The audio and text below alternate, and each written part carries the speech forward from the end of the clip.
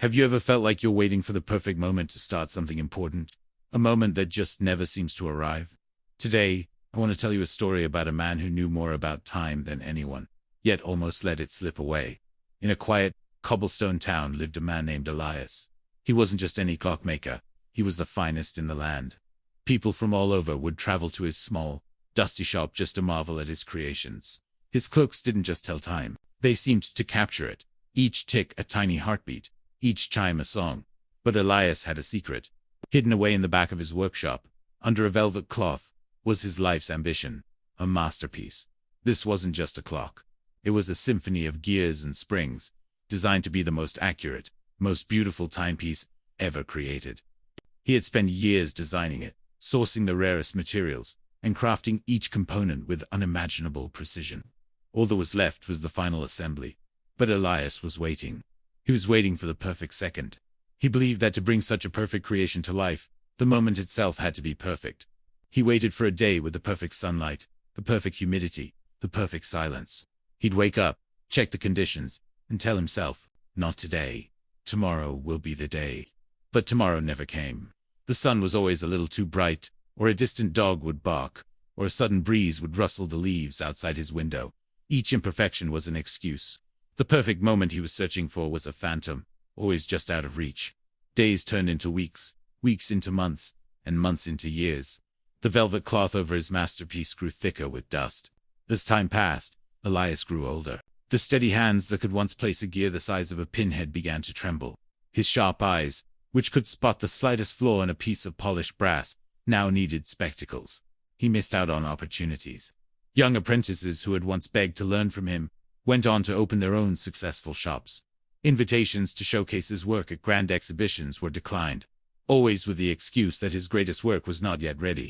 The world moved on, while Elias stood still, waiting. The cost of his waiting wasn't just lost time. It was lost skill, lost connections, and lost joy. His workshop, once a place of vibrant creation, became a quiet monument to his procrastination. One morning, a storm unlike any other swept through the town.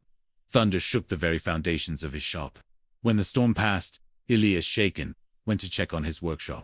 A leaky roof had dripped water right onto his hidden project. He pulled back the velvet cloth, and his heart sank. The rare wood was warped, the delicate metal gears were rusted, and the beautiful enamel face was cracked. His masterpiece, the thing he had sacrificed everything for, was broken.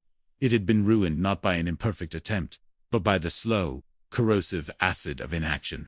Looking at the wreck, he didn't feel the sting of failure he had feared for so long. Instead, a profound sadness washed over him for the time he had lost. In that moment of heartbreak, staring at the ruined clock, Elias finally understood. There is no perfect second. There is only now. The past is a memory, and the future is a dream.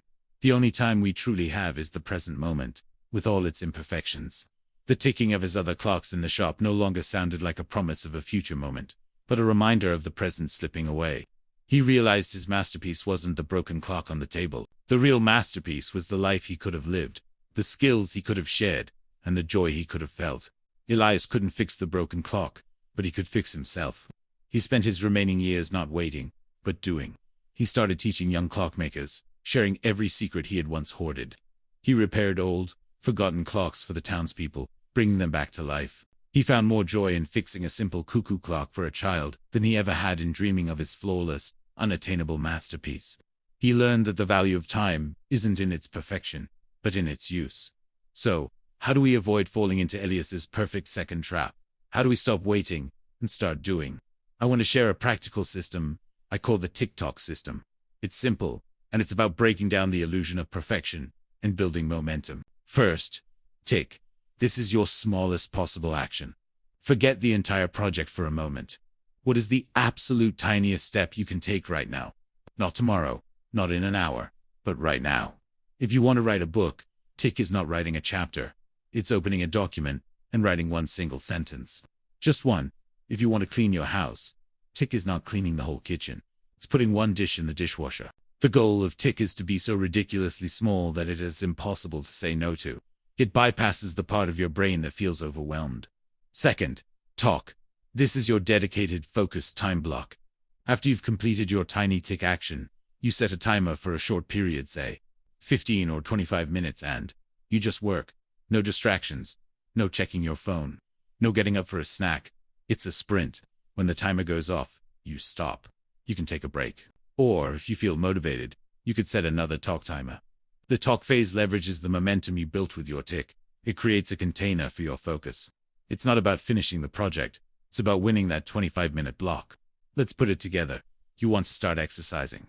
The perfect second trap is waiting until you have the right workout clothes, a gym membership, and a full hour of free time. The TikTok system is different.